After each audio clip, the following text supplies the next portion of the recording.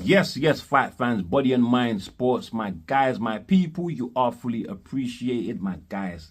It is nearly time, only 4 days away now for Riyadh season, the Last Crecendo fight card to take place in Saudi Arabia.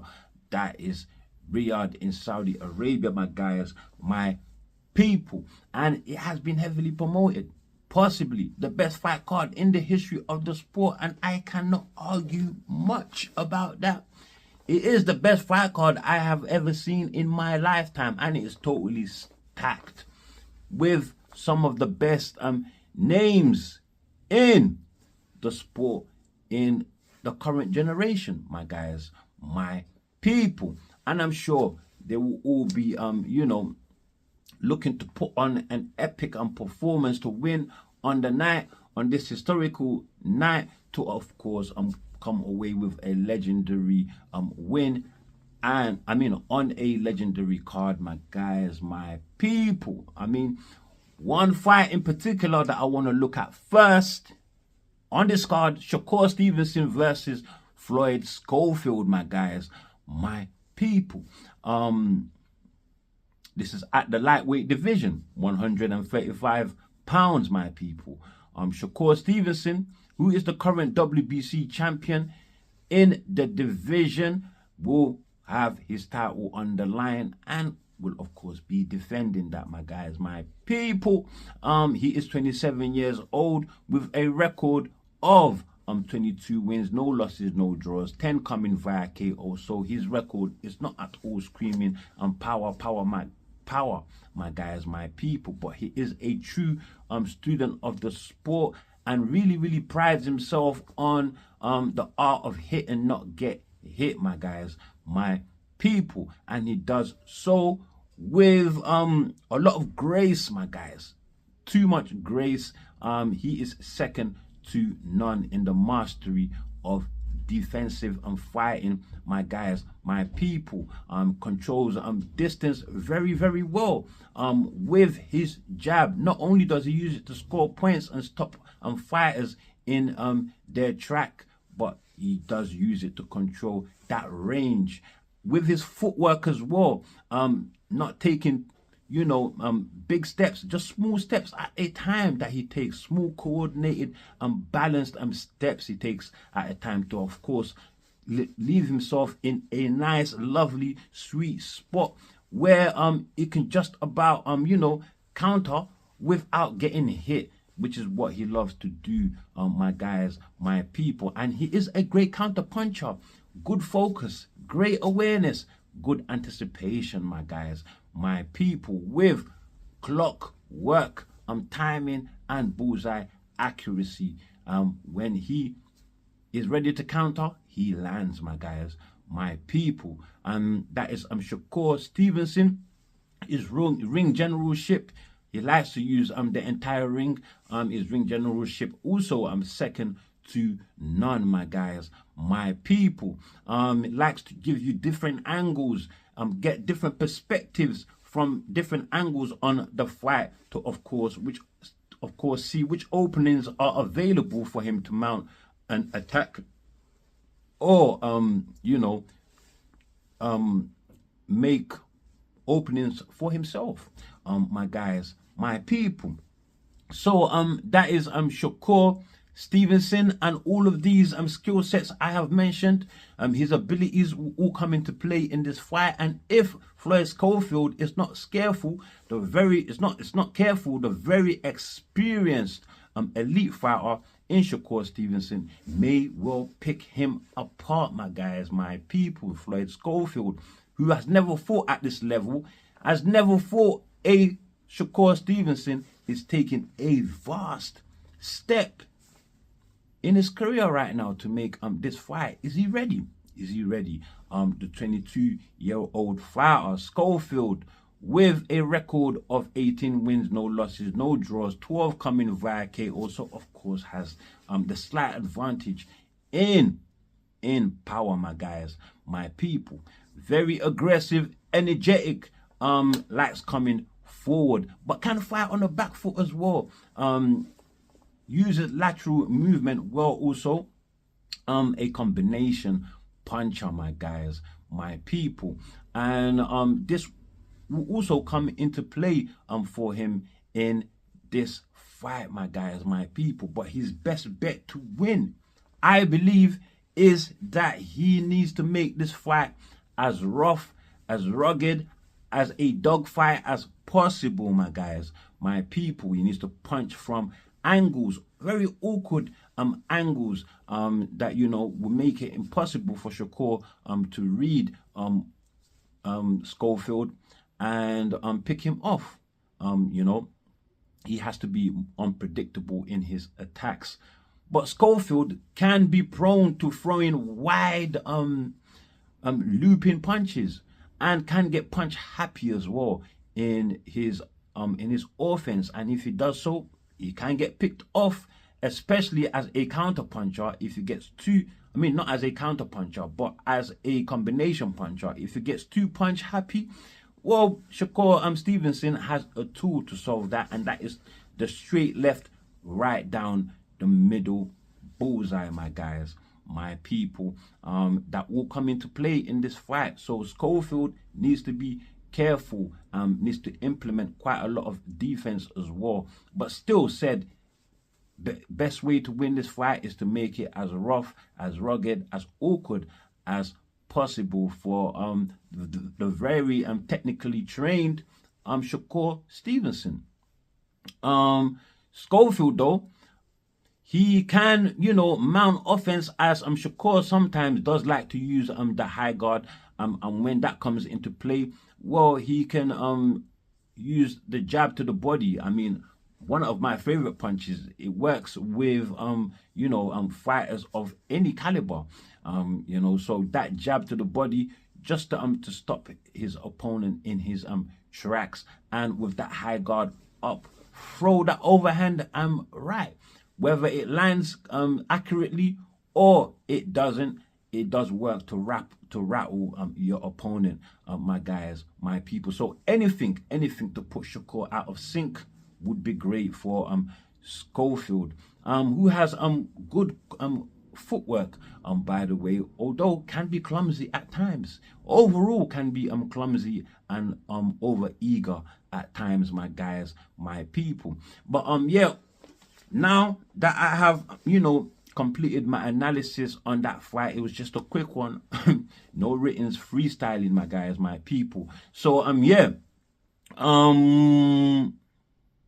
so after completing my analysis on that fight, I'm going to pick Shakur Stevenson. I just can't see him losing in this situation. Just too much experience, too much skill, too much ability, my guys, my people, too much quality. He will win this fight via unanimous decision, but let me stick my neck out there. I don't really like the decision rulings, so I'm gonna go for 9th round KO stoppage of Schofield, who will have a chance if he can get a significant punch in, a power punch. If it lands, it can be night-night. We know boxing, anything can happen, my guys, my people. So with that said, let's move on to another fighter who I truly admire. That is Joshua Buatsi, my guys, my people, versus Callum Smith at the 175-pound division. That is the light heavyweight division, my guys, my people. And what will be on the line on the night will be Buatsi's WBO interim championship, my guys, my people, and of course mandatory to the winner of Bivol and Beterbiev, who will be headlining this card here, my guys. At this particular moment, Beterbiev being the current undisputed champion in the division, well, that belt is mandatory to facing him, but that may well change after his fight with Bivol, the rematch to decide who will be the undisputed champion at 175 pounds, my guys, my people. But let's move on and talk about this fight. Let me start with Callum Smith, my guys. 34 years old, 30 wins, 2 losses, 0 draws, 22 coming via KO, my guys, my people. In terms of world level fights, he has been there and faced the very, very best. Although he has lost, he lost a former WBA champion. He lost that title. That was at 168 pounds, by the way, and he lost that in 2020 to the current unified champion in 168 pounds, Sal Canelo Alvarez. In fact, he lost that in 2020. Did I say 2022? I stand corrected if I did. He lost that in 2020, my guys, my people, to Canelo Alvarez. And then in 2024, he went on to face the likes of Beterbiev, who is headlining this card alongside Dimitri Bivol, my guys, my people, and he fought Beterbiev in 2024. He lost via KO. So he has faced two great elite fighters, not succeeded in either situation, my guys. But one thing I must point out to you, this is a world level fighter. He has been a former champion at 168 pounds, my guys, my people. So he is now fighting in a new division. It's not his first fight. He has had several fights in this division already. So he's not a new player in that scene, my guys, my people. Callum Smith, very tall. I thought that he was much taller than Buatsi, but I stand corrected. When I looked at BoxRec, I realized Buatsi is not as smaller a figure as I thought in my mind, my guys, my people. But however, Callum does have the height advantage and possibly the reach advantage as well. Even in that scenario, it's not much of a difference, my guys, my people. But Callum's best bet to, you know, getting a win is to fight on the outside. Use that jab. He has got a good jab, a strong jab with respectable power behind it, my guys, my people. And so he needs to be on the outside, avoid fighting on the inside with Buatsi, where Buatsi is stronger at doing, my guys, my people. So outside game would suit Callum Smith. And if Buatsi ever gets past that jab, then of course the check left hook, brilliant power behind that as well that he has, my guys, my people. That is Callum Smith, who so far will possibly be the most powerful opponent that Buatsi has faced so far. So not only the most quality opponent, but the most powerful opponent as well, my guys, my people. Callum Smith, who also has a brilliant straight right that can come into effect mid-range, even close quarters, my guys, my people. A short straight right can come into play in close quarters, but from the outside you can also throw that because he has the range, my guys, my people. So yeah, all of these things will come into play for him, but he needs to come in with a good fight plan to win this fight against the very strong, physical, rough, rugged and skilled Buatsi, by the way, who is Buatsi is 31 years old, 19 wins, no losses, no draws, 13 coming via KO. That is 13, my guys, my people. And yeah, he has never fought at world level. Closest to world level is, of course, Craig Richards, who went up against Dimitri Bivol and lost. He lost, my guys, my people. Another opponent that I would say possibly his next strongest opponent that he's faced is Willie Hutchinson. I only say that because Willie Hutchinson beat Craig Richards, but you can dispute who is the strongest quality fighter just for the fact that Willie Hutchinson did beat Craig Richards in their fight, my guys, my people. So yeah, he's not a world level fighter, although he does hold the WBO interim title, but he is a quality opponent. He's a quality fighter, like I said, very strong, a lot of stamina, very durable and great on the inside, packs a lot of power, very heavy handed, my guys, my people. Although he is quite limited in speed, but it does have good decent footwork, not speed of foot, but knows how to step and have good balance, my guys, my people. He will be looking to get on the inside because he's got a great left hook to the body. Great left hook to the body, great left hook to the head, and got a good strong jab at mid-range, my guys, my people. That would come into play, that jab, to, of course, you know, stop his opponent in his tracks, stop his opponent in his tracks, control the pace and distance in the fight, and of course set up his own attacks, my guys, my people. If he does get on the inside, he will be very dangerous.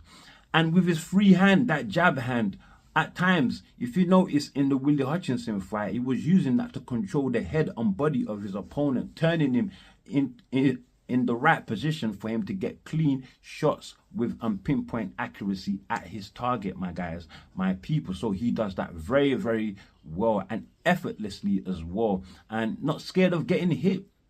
Not great defensively, but he's not scared of getting hit. He can eat punches like muffins, my guys, my people. He doesn't care.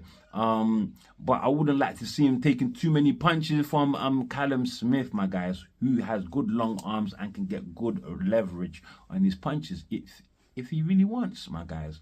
My people can prove to be very, very effective. So I wouldn't like to see Buatsi eating too many punches, my guys, my people. But it is a super fighter, very energetic. He would bring the fight, he would make it rough and rugged. He will turn it into a dogfight if he has to, my guys, my people. In this situation, I'm gonna go for the more durable fighter, the better inside fighter in Joshua Buatsi, my guys, because I do believe he will be able to get on the inside and, of course, put up a great inside game against Callum Smith, which I don't think Callum will be able to match, my guys, especially as the fight touches the late middle rounds, let's say about 7, round 8, and goes towards the championship rounds, my guys. Of course, Buatsi's tank and durability will come into big play, big time, my guys, my people. So I'm going for Buatsi. I don't think he's the favorite going into the fight, but I'm going for him. I think he has every tool to win this fight, my guys, my people. Again, I am going for a 9th round KO for Buatsi on this one, my guys, my people, and that is my final prediction on that one. Let's move on to the next fight, my guys, my people, that I want to talk about. This is Sheeraz, Hamza Sheeraz versus Carlos Adames, my guys, my people. This is a 160-pound division, the middleweight division, my guys, my people. Adames, who holds the WBC champion in the division, of course, Sheeraz, the challenger, finally gets the opportunity that he has been waiting for, my guys, my people. Let's first talk about Adames. Obviously a world level fighter.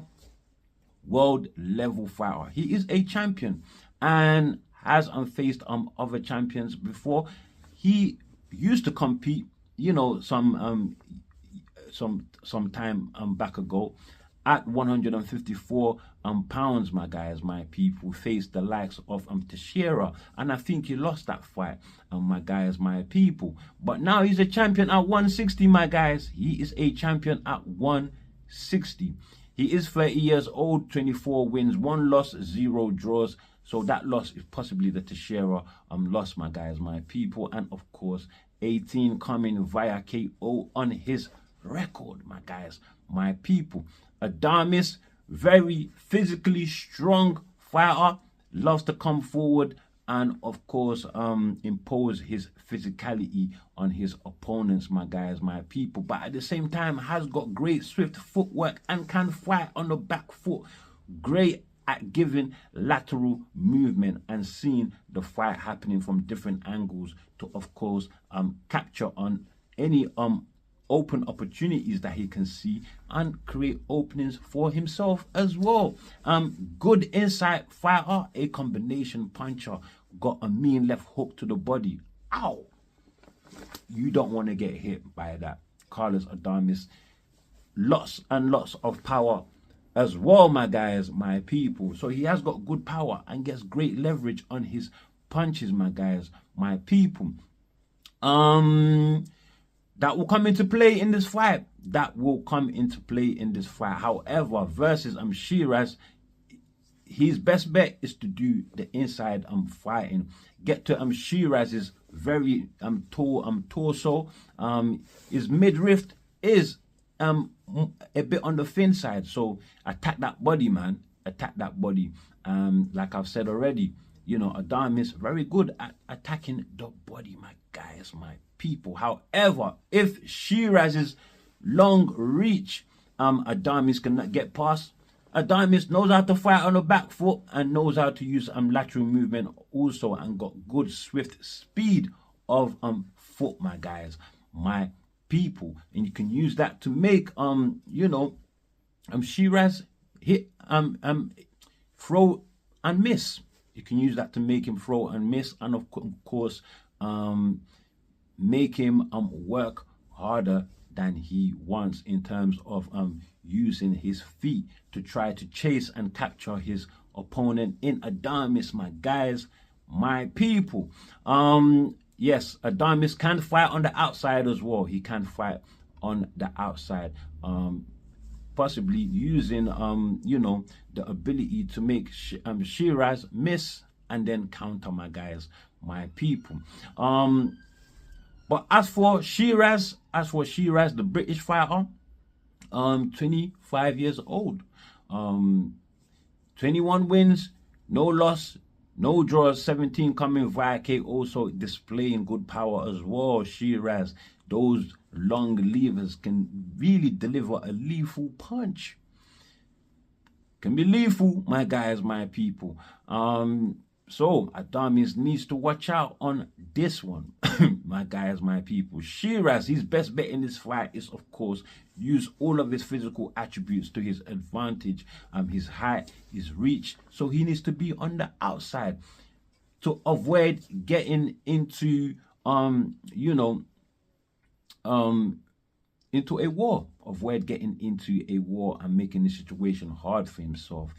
He has got a good jab, got a brilliant jab, got a brilliant straight right as well, lethal straight right, which of course he can use that jab to control his opponent, keep him at bay, and then with perfect timing, when he gets the opening, release that right bullseye, my guys, my people. Also, very much like Callum Smith, he has got a super powerful check left hook.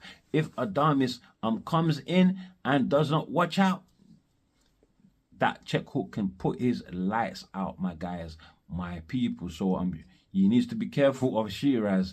He is not really one to play with, my guys, my people. But Sheeraz has been hurt in his last fight versus, well, not his last fight, but I think his fight before that versus Amo Williams, my guys, who is a well-rated fighter. I think Amo was the favorite going into that fight, so Sheeraz possibly surprised a lot of people in what he can do, my guys. But Adames is no Amo Williams. He is levels above Amo Williams. I'm telling you that straight right now. I think skill-wise, I'm going to give it to Adames. The power, they're not too far apart. Really not too far apart, my guys, my people. But in this one, I really can't see Adames losing his title. He's got the experience, that world level experience, which I don't think Sheeraz has yet. He does not have that yet, my guys, my people. So I'm going to go for Adames. Adames also, who has good stamina and durability as well. Sheeraz really has not been tested on that level, taken to deep waters, my guys, my people. So yeah, I'm gonna go for Adames for the stoppage, my guys, my people. Round 10, Adames stops Hamza Sheeraz, my guys, my people. So that completes my analysis so far for this fight card. I'm gonna put the rest on another video. So keep your eyes open, my guys, my people. That will be getting released later on today, alongside this video here, my guys, my people. But that's all I have for you on this one. But before you leave, do like, do share, subscribe. Of course, drop your comments below, and as always, stay super blessed, my guys, my people.